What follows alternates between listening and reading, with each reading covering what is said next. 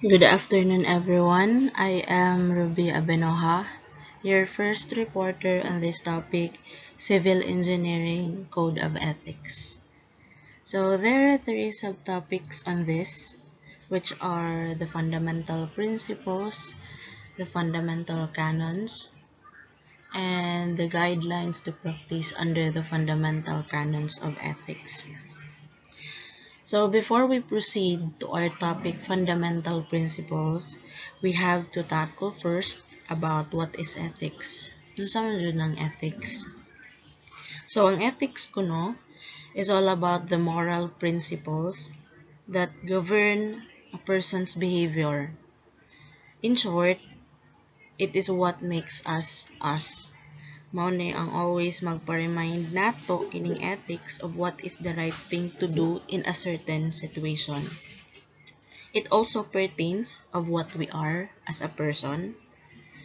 It serves as our guide also of what is morally good and morally bad.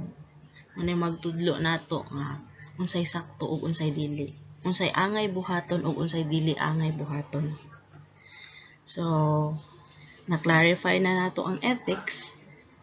Proceed na ta sa fundamental principles. Next is the fundamental principles. When we say fundamental, but pasabot mao ni ang gigikanan. It is where other principles along with this came from. Mani ang foundation sa tanang principles. Dire nagikan ang mga principles ahead ani. So, engineers uphold and advance the integrity, honor, and dignity of the engineering profession by, first, using their knowledge and skills for the enhancement of human welfare and the environment. So, unang-una, gamiton daw nato ang ato knowledge as an engineer for the betterment para sa mga tao, of course, and also to our community as a whole. So, of course, that is our purpose as a civil engineer nga makaayo para sa mga tao, to make the life of humankind easier.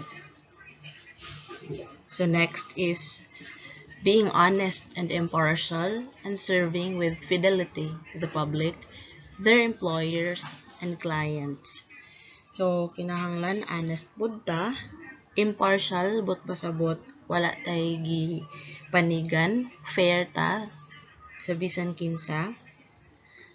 Fidelity but pasabot matinod-anon ka sa imong trabaho, matinod-anon ka sa mga kliyente, sa imong mga employers. So, number 3, striving to increase the competence and prestige of the engineering profession. So, we should have to strive daw in increasing the competence of the engineering profession. We have to be capable enough in applying our knowledge and skills to successfully perform critical work functions as an engineers. So that is our purpose too, not only because we have to do for the betterment of the people, but also we have to see to it that it is safe ang atong ginabuhat para sa ilaha, and we perform it, we build it with quality. So number 4, supporting the professional and technical societies of their disciplines. So of course, we should have to support other professionals sa ilahang discipline sad. In what way? In the way of interacting, respecting them, thinking our own actions that shouldn't affect their disciplines too, taking our part too as an engineer, diba? So that's all of the fundamental principles that we should take part of too as a civil engineer. So next reporter will be Miss Fatima Abdullah. She will discuss about the fundamental canons and the guidelines to practice under the fundamental canons of ethics.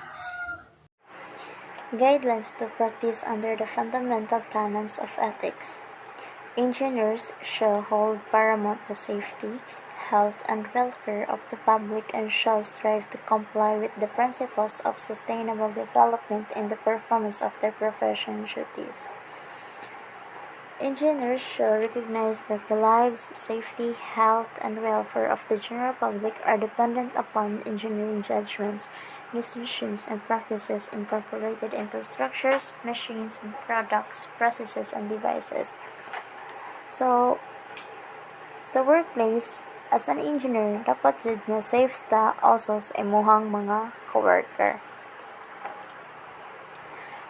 Engineers shall undertake to perform engineering assignments only when qualified by education or experience in the technical field of engineering involved. Sa kani siya, dapat di ka magbutang og mga malay sa imong work job. We need to focus og unsang imong buhaton. Kung civil engineer ka, dapat mag-focus lang ta sa buildings. Engineers shall issue public statements only in an objective and truthful manner. So, kan siya, dapat no doubt. Sa Canon 4, engineers shall avoid all known or potential conflicts of interest with their employers or clients and shall promptly inform their employers or clients of any business association, interest, or circumstances which could influence their judgment of the quality of their service. So, sa kaning nga situation, dapat fair jud. For example, si client magpahimo og balay nimo, dapat imo pangayo is fair jud, di ta mag-base sa ilahang salary income.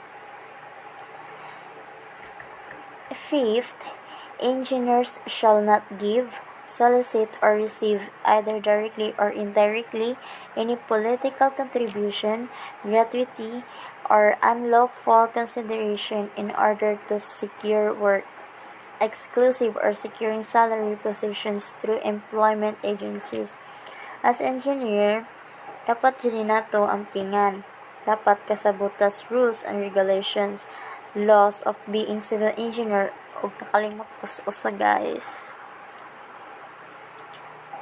Sa kani siya nga part, sa kaning kaunom, engineers shall not knowingly engage in business or professional practices of a fraudulent, dishonest, or unethical nature. Kani siya, mura ni siya nag-explain og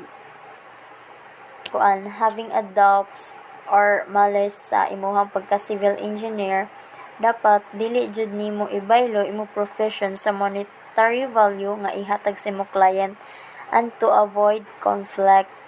And lastly, engineers should keep current in their specialty fields by engaging in professional practice, participating in continuing education courses, reading in the technical literature, and attending professional meetings and seminars. For example, naana kay mga development of your profession. After you develop sa imuha profession, so naaman jud kay ma-under, and so dapat good example ta sa ilaha for being a good engineer. And that's all.